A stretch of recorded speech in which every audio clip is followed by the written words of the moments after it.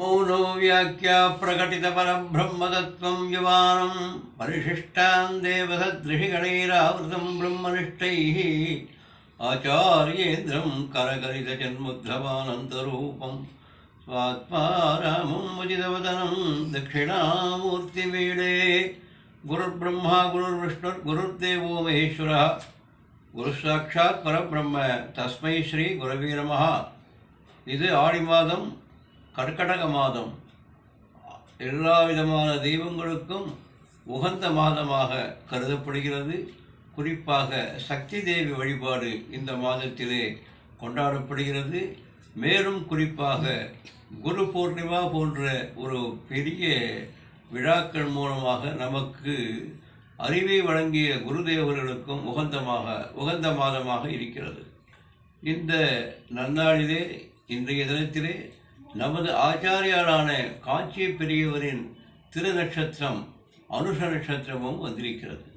ஆக இந்த நாட்களின் ஒரு பெரிய முக்கியத்துவம் கொண்ட நாளாக இன்றைய தினம் விளங்குகிறது. நவக்கிரக நாயகர்கள் அத்தனை பேரும் அருள் புரியும் நாளாக இன்று விளங்குகிறது. இது எவ்வாறு என்று பார்ப்போம். ஜாதகம் அஸ்ட்ராலஜியில் பார்த்தீங்கன்னா குரு சுக்ர புத சந்திரன் இவர்களெல்லாம் சுபகிரகங்கள் என்று பெயர். இன்றைய தினத்தில் நமது ஆச்சாரிய திருநட்சத்திரத்திற்கு எப்படி இந்த சுபகிரகங்கள் எல்லாம் அனுகிரகம் செய்கிறார்கள் என்று பார்ப்போமா. குரு பகவானுக்கு உச்சஸ்தானத்தை கொடுத்துள்ளது கடகராசி, அதாவது கர்க்கடக மாதம். ஆக குரு பகவான் இந்த கடகராசியில் உச்சஸ்தானத்தின் மூலம் நமக்கு அனுகிரகம் செய்கிறார். மீண்டும் ரிஷப ராசியிலே தற்பொழுது குரு பகவான் உள்ளார். கோச்சார ரீதியாக தற்பொழுது உள்ளார்.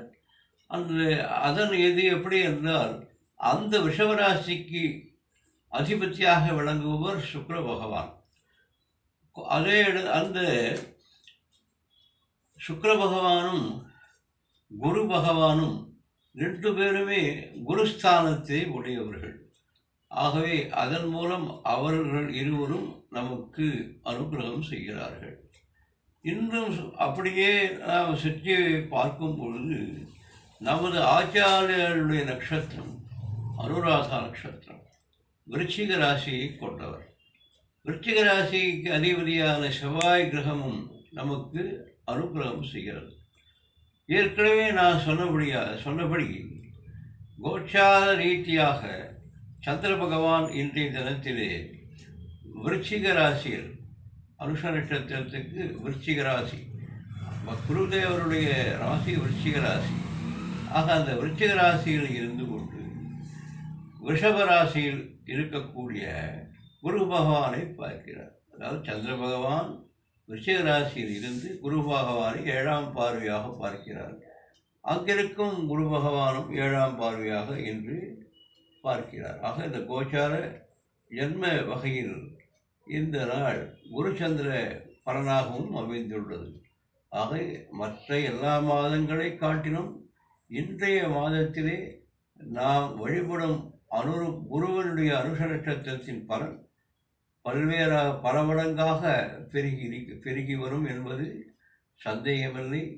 இங்கு பூஜையில் கலந்து கொள்பவர்கள் அல்லது இந்த நிகழ்ச்சியை பதிவை பார்ப்பவர்கள் ஏதோ ஒரு வகையில் நம் காட்சி ஆச்சாரிகளை மனதில் நினைத்தோ பூஜை செய்தோ ஆராதனை செய்தோ வழிபடுவது அனைவருக்கும் நல்ல பலனை கொடுக்கும் என்று இப்பதிவை நான் நிறைவு செய்கிறேன். நாராயண நாராயண.